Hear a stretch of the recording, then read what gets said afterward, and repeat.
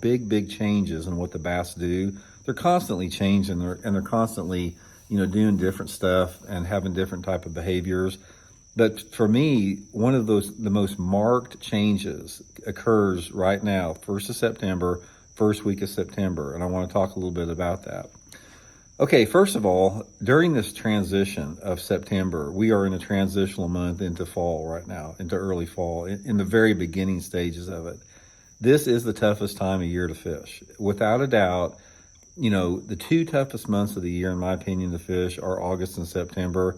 I think September is actually a little bit tougher, and there's a lot of different reasons for this, and I want to talk about that today and give you guys some tips on how to overcome that a little bit. But one of the reasons that fishing is very tough in September is the bass are scattered all over the place, and they probably school in large groups less than any other time of the year.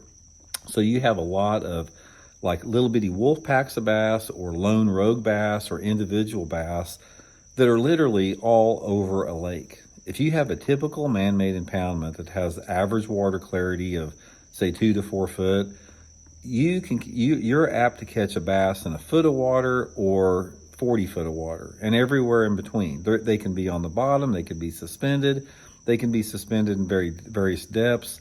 They can use any type of cover. They can be in 1, 2, 3, 4, 5, 6, 7, 8, 9, 10, whatever depth of water, and use every type of cover. So given that, it's like finding a needle in a stack of needles a lot of times to locate these bass in September.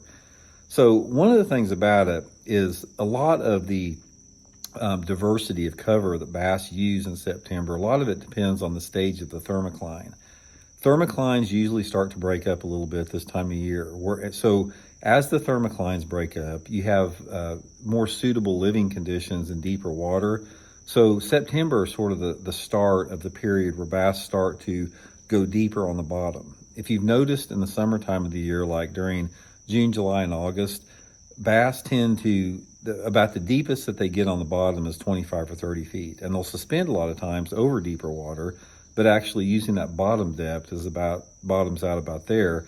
But in September, that opens it up a little bit, especially if you have a lake that has some current in it, where that thermocline is not really established.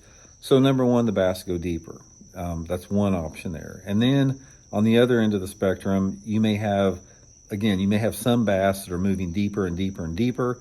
Some bass are moving shallower and shallower and shallower because they're taking advantage of that late bluegill spawn, the late perch spawn. They're up there chasing perch in really shallow water. So where do you begin at? Okay, so let's talk a little bit about some of my favorite ways to take on the challenge.